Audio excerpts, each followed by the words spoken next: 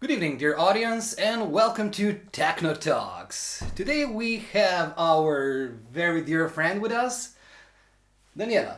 Hey, hello, how are you? I'm very good. I see. Yeah, Very happy. I see Me you too. are really good as well. So Yeah, I'm very happy to be here. Thank you for the invitation. There is a very nice vibe, so I'm looking forward to this conversation. amazing. Daniela, just for the start, tell us who you are, where do you come from? Well, I come from Chile, and I moved to Amsterdam in 2010. I started DJing in 2001, but I was playing really hard, as now, and on that time it was just minimal there. So I started to come to Amsterdam to tour in 2006. 2005 was my first tour, and then every year, and at some point I was like, what am I doing here in Chile if I have more work in Europe? So then I moved to Holland, and I'm still here doing hard and surviving. You jumped on a plane and you're here with us. Yes. Amazing, amazing. It's great to have you here, Daniela. And please tell us, what, how was your beginning? Like, what made you go into the music? What was the first thing that got you going with? Well, I would say since I was a kid, I was a very musical kid, and I always like kind of electronic. I like, for example, Jean-Michel Jarre. I don't know if my pronunciation is Yeah. good. Oxygen, also the same. Kitaro, Vangelis, and then also on that time, Technotronic, Crystal Waters, all these kind of artists. So I knew I liked it, electronic sounds, but also with the dancing beat, you know. And then, well, I'm from the south in Chile, and there was no really like techno parties there. I mean, what was techno? I didn't even know that word. So in the club, I could only dance this technotronic stuff, and I was like, wow, I like this. Then I moved to Santiago to the university, and I discovered raves, you know. And I remember the first time I went to one of these parties, I had like chicken skin, you know, just from going down and hearing this kick getting louder and louder, and the people dancing, and everybody dressing weird and so free. And yeah, this was the main reason. It's just I like on that time that in these parties there was all kind of different type of people, different ages, unified in that moment for this music. And then later I discovered hardcore, on that time Haber, and I decided I need to mix this. And I started to learn how to mix. Oh, nice, amazing. How did you get into the clubbing scene? How did you start? You mean like mixing? Yes. On that time I had a boyfriend, he was a drum and bass DJ. And I told him I want to mix hardcore. He was like, perfect. He borrowed some turntables and he started to teach me. Very patient because it was very hard for me to get it. And very fast I got to play in an underground party in a rave. So basically I was playing at a lot of underground parties in Santiago and raves, free parties, and then slowly I got to play at more commercial parties, but always bringing my hard music. So it was a bit of a shock for them, but nice for me because I introduced a lot of people to hard music. And then also I started to travel to Peru, to Argentina, Ecuador, and to spreading hard techno and hardcore in Latin America. Oh, great! So did you manage to get some Yeah. get some scene going on in South America? Yeah. People were really curious also because, yeah, I was a woman playing really hard. And sometimes they booked me to play, for example, techno in Peru, and I always ended with a bit of hard techno runs and hardcore, and people were like, what is this? Ooh! Until today I received messages like, Daniela, come back to Peru, we need you, we love your music. So it is nice that you plant a seed a bit in people, and then they get to discover something new. What were your favorite places to play? Ooh. You mean till now or on that time? All together. All together, I think for Maybe me... you can even like say at that time and also till now. Well, I have been at very big festivals, at free raves, and at clubs, and I think I really like when there is more intimate vibe. So I prefer smaller parties when the crowd are really close to me and they can see what I'm doing and you can have like real connection. Because when you play at the big festival, normally you're high, people are far away, it's a bit more cold, you know? You don't get the same connection like when there's like 100 people and they're all like pow over you, like, you know, like you get like in the dance floor. So that's my favorite, I would say. So what gets you going? What's your inspiration? What gives you the drive? Oh, this is crazy because I always get so much anxiety before playing. So it's a bit of love, but also stress. And I think a lot of performers, they have this, because you have to go on stage and every time you have a bit of this encounter emotions, know. So I'm always wondering why I'm still doing this if I get so nervous, right? But when you are there, you forget about this and you are just in the present. It's really like a trance. You are just in the present moment, connected with the music, and if you reach this connection with the people, then you finish and you're like, oh my God, I love this, and you want to do it again. Oh yeah. It's like doing bungee jump. Yeah. It's like I don't want to, and then you jump and you're like, oh my God, and you want to do it again. So what would you say to people? Okay, most of the artists and most of us who've been on stage, we all experience that anxiety before going on a stage, especially if there's like a big crowd of people waiting. And each one of us has a different way of dealing with that. What is your secret? What would you say? Ooh, yes. That's a good question because I discovered not too long ago that I actually get really, really anxious. Like before, I think it was always there the emotion, but I didn't really understand what was going on. Like I didn't process it. So now what I do, I just jump. I just jump down and I just let myself go. And so bungee jumping was a good analogy here. Yes, because it's like that, right? Yeah. It's a bit like that. It's like you're gonna feel this a bit of fear and comfort, adrenaline and stuff, but once you jump, everything is good. But yeah, every time is a bit the same, and I have been, for example, at EcoFest many times, but still you get a bit of this chilling, a bit of, chills, like nervous. I don't really have a way to deal with it. I think the best for me is jump into it and to share with everybody and to enjoy the moment. Yeah. So I think this is also a very good advice for a lot of people, also your fans and people who come to the parties and our audience, of course. Many times in life we're afraid to do the next step, to get into something. And as Daniela said, just jump if you have a passion. I guess. And also it's very normal. That's the thing. A lot of times we interpret this as something negative, but it's normal. It's part of it because every time it's gonna be new and it's a challenge, and you have to be there in front of people who are expecting something from you. It's completely normal. So I would say don't be hard with yourself. Don't judge yourself and just understand it's normal and enjoy. All right. It's all about enjoying the moment and getting across yourself. Live the present moment and turn off this because this sometimes is not helping. All right, great. Daniela, you've been to many parties and events around the world, and were there any special moments that you could share with us? Special moments, unusual moments, crazy moments at those events? Well, like funny stuff. Like I was playing in Amsterdam in a club not too long ago, and there were two men there, a bit drunk, a bit older. I think like maybe the first techno party or something, and they were like this, and stuff. And then at the end they come and they give me money. So I felt a bit like, oh, maybe they're waiting now for me to do a topless here or like pole dance, These kind of things funny. Sometimes, you get some funny messages in Facebook. I remember years ago, somebody was offering me to lick my foot. Wow. Really, he was really like a fanatic, and he was talking about music. And at some point, he was like, Daniela, will you let me lick your foot? I have a foot fetish.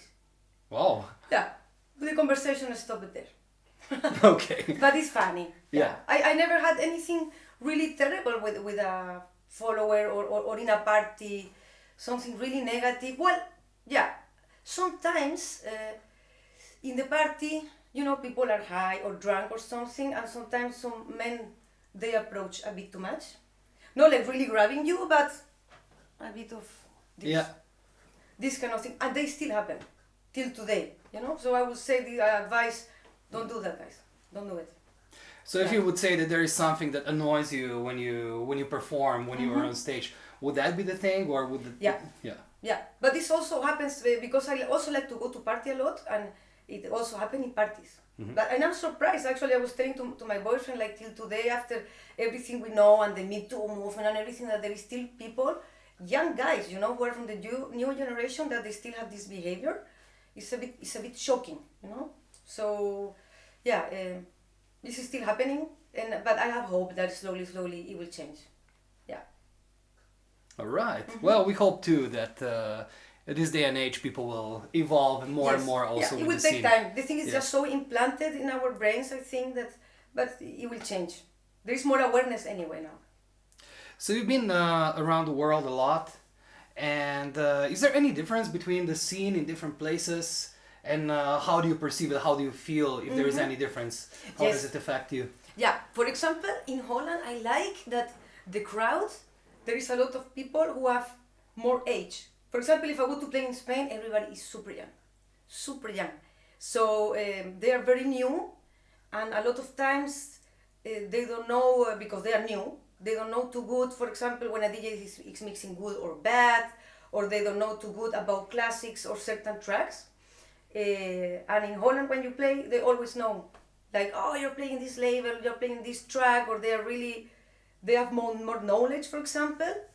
In Slovenia, the crowd always very enthusiastic and very energetic and it's always nice to play here. In Chile, it changed a lot. I was there playing like 3 years ago, and the crowd is really has like new energy, and they go for dancing. Before they were more shy. Before they arrive at the club at 12, and they are like standing, and they need to drink, and then now they are, no, there is difference. There is difference. I don't want to say which one is better, but there are differences. But every scene, every country has their own specialty. Yeah.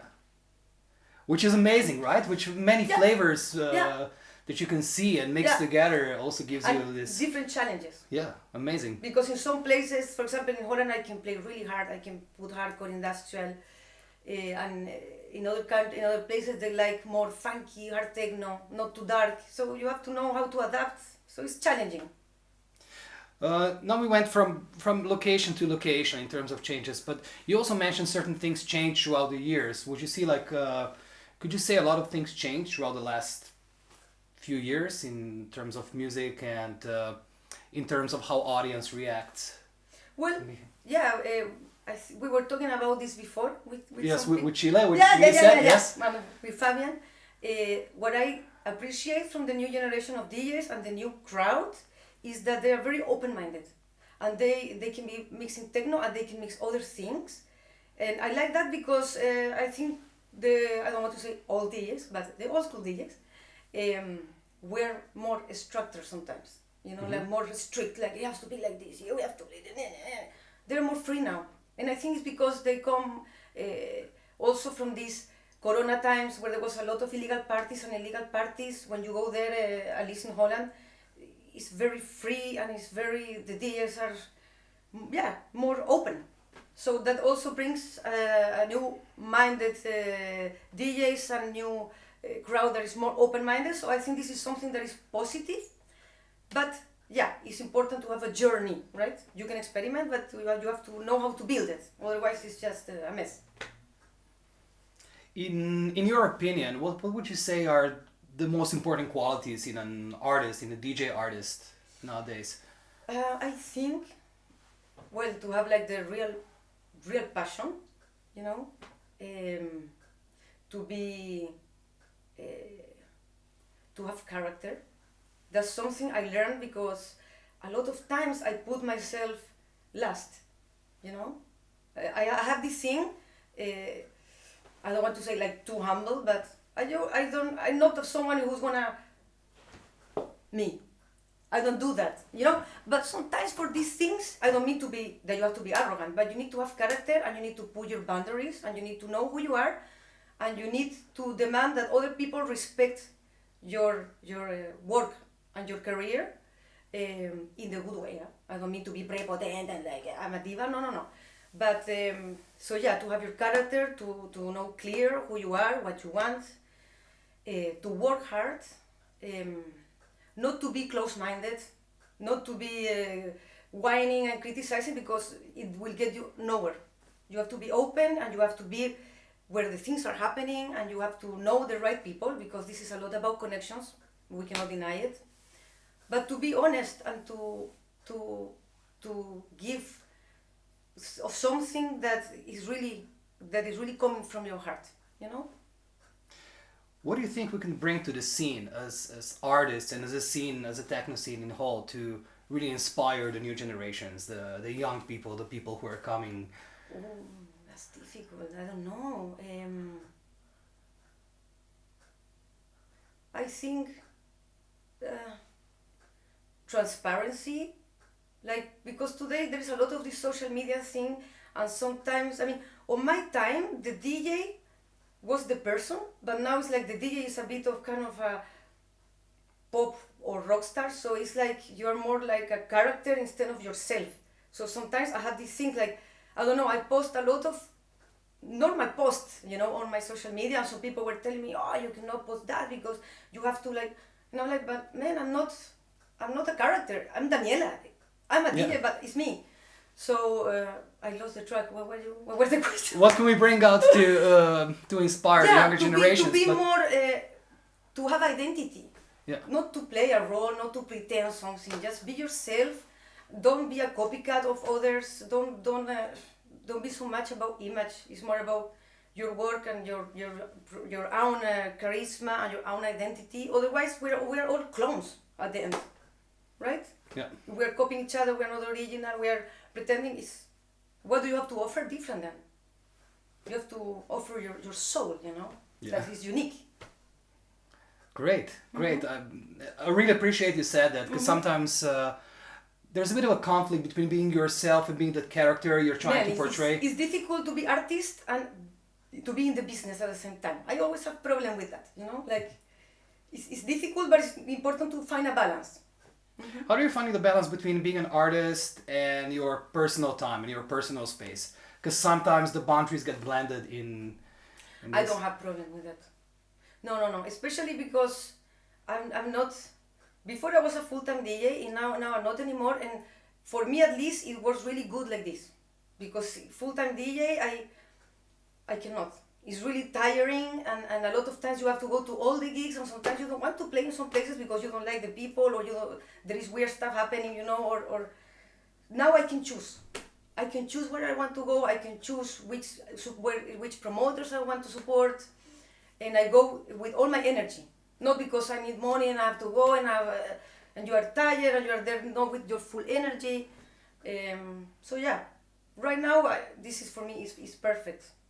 And I produce music, but sometimes a lot of free time. I need my balance. I cannot be all day in the studio. I have tinnitus, very bad, ringing in the ears, and I get really tired in my head. So I need to produce a bit and then to go out in the sun. Yeah. How much time do you allocate between producing and performing? How much time do you allocate between producing on one hand and performing as a DJ on the other hand? Oh, it's very... The producing part is very free, because sometimes you are inspired and sometimes you don't have any ideas, nothing. So for me, I go with the flow, like we said before the interview. That's my sentence. I go with the flow. All right, great. So, do you think there is anything we can do as a society to make this scene even better, even more engaging, even more inspiring? I think sometimes it of course depends in the country and everything, but in some places the business is just business now.